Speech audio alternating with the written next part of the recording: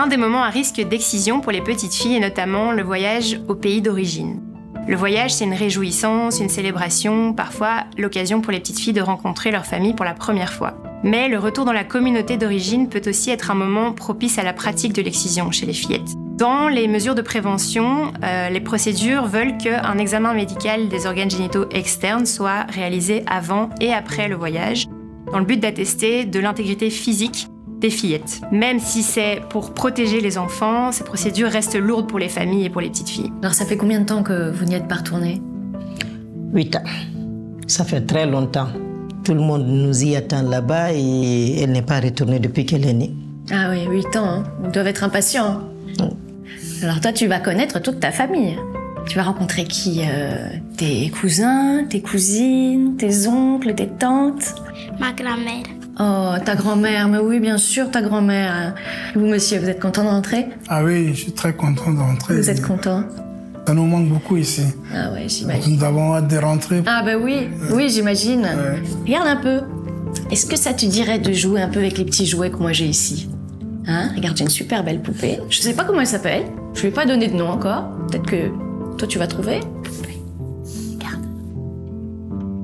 Tu vas l'appeler comment ta petite poupée? Je crois que je vais l'appeler Aminata. Bonne idée. Tu vas jouer avec Aminata alors. Quand un enfant vient en consultation, en fonction de son âge, c'est important de l'inclure au maximum dans la discussion. Souvent, quand elles viennent, elles ne savent pas pourquoi elles sont là, elles ont peur, elles ne sont pas rassurées.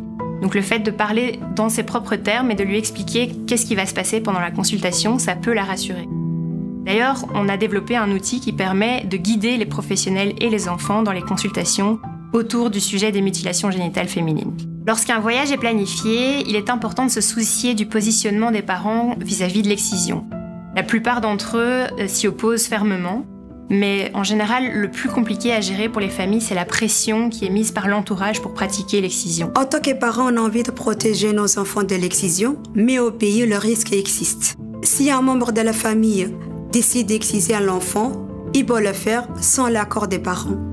Poser la question permet de nous aiguiller et de nous faire comprendre quel est le niveau de risque qui pèse sur l'enfant à ce moment-là, et aussi d'aider les parents à se préparer à cette pression. Vous, quelle est votre position par rapport à Adja? Qu'est-ce que vous voulez faire? On veut la protéger. Nous, on ne veut pas de l'excision pour notre fille. Je comprends. Et votre engagement est très important. Moi, je vous y encourage. Maintenant, dites-moi si je me trompe, mais j'ai cru comprendre que parfois ça arrivait quand même pendant un voyage. Par exemple, quand les parents s'absentent et laissent la petite fille avec la famille, n'est-ce pas? Oui, c'est vrai, ça arrive. Et qu'est-ce que vous comptez faire pour ça, pour éviter que ça arrive? Bien, on va toujours la garder auprès de nous et moi, je ne vais pas la lâcher d'un œil. Oui, ben ça c'est ce qu'il y a de plus efficace, oui. Ouais. Et l'excision, c'est un sujet dont vous avez déjà parlé avec la famille là-bas? Non, jamais. C'est compliqué. Les gens ne pensent pas comme nous là-bas, donc on ne peut pas en parler. Pas facile. Ouais. Je dirais même plus, c'est un sujet tabou. Eh oui. Le but de la consultation, c'est aussi d'accompagner et de soutenir les parents dans leur démarche. Il arrive que parfois, certains se renferment lorsqu'on aborde le sujet de l'excision.